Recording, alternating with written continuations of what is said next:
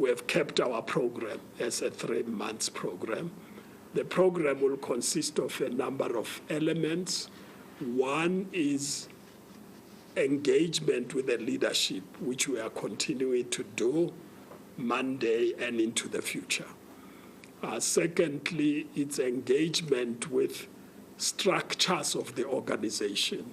In our meeting with them at the working committee, there was an agreement that we interact with the structures of the party, and the decision the December meeting made is meet all the structures. So we'll be arranging meetings with the leagues of the ANC, Youth League, Women's League, Veterans League. I'll come back to the Veterans League.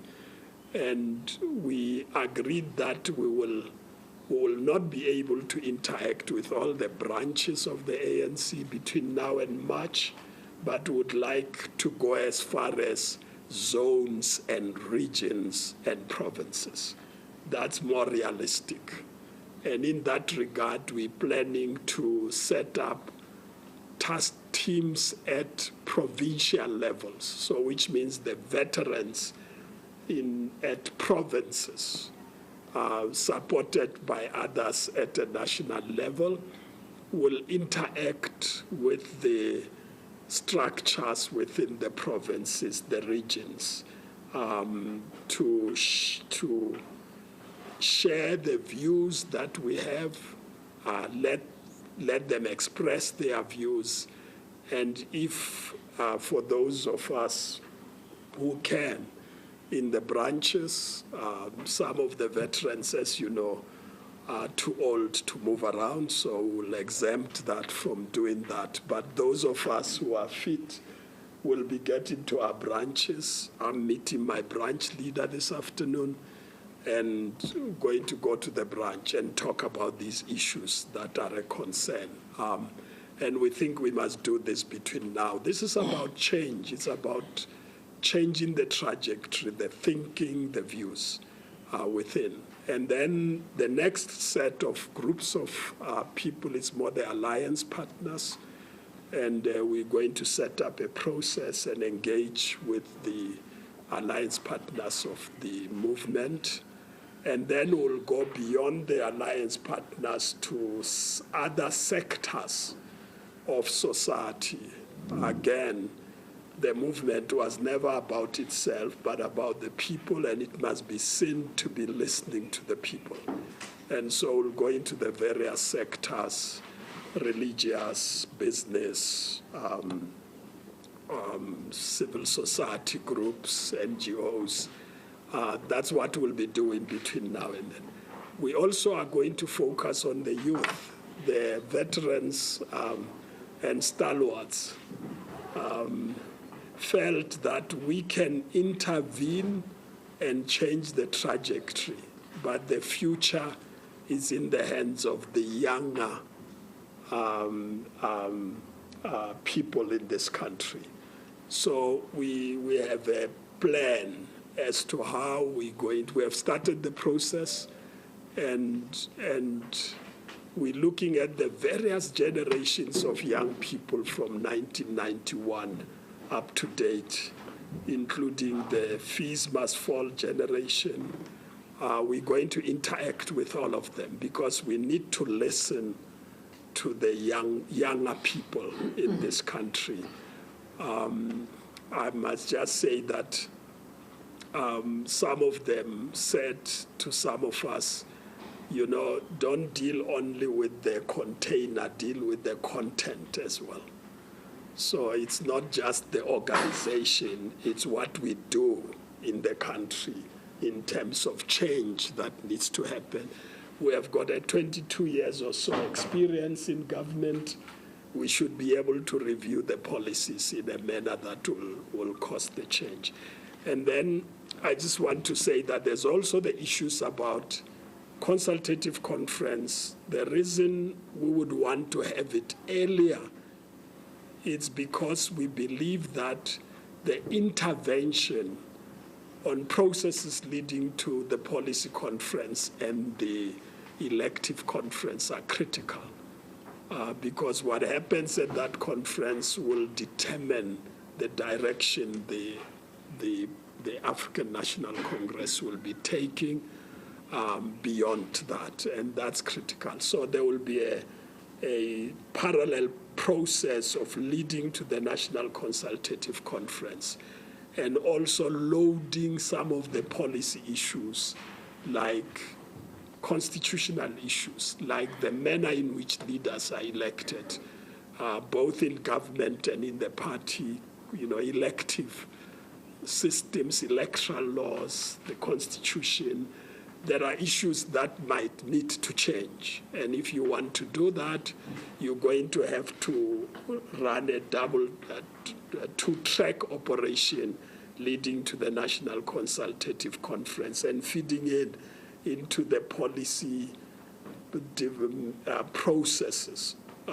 Those of you who know that the policy processes are very complicated. It's branch, region, province, national executive. It goes back again to the branch. It goes back to the national executive. By the time you go to June, a branch would have seen a policy twice. And by the time you go to a conference, a branch would have seen again a policy about 2 times. So it's quite a complex issue. You don't raise a policy issue by August. You are too late by then. So we'll raise some of the policy issues now if we need to influence the processes of change. So that's the program that the veteran stalwarts have committed themselves, and there's this younger generation which we are consulting with, which is very energetic and will be able to assist us in meeting our objectives. Thank you. Thank you, Commissioner. I think one of the important things that comes out from the presentation by Reverend Kama. No. No.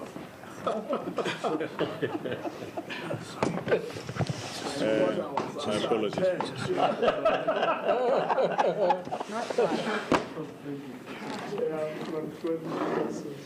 I think the presentation just given now really speaks to 2 key issues. The need to emphasize out there the sense of urgency, not just for the party, but it's also for the country as well.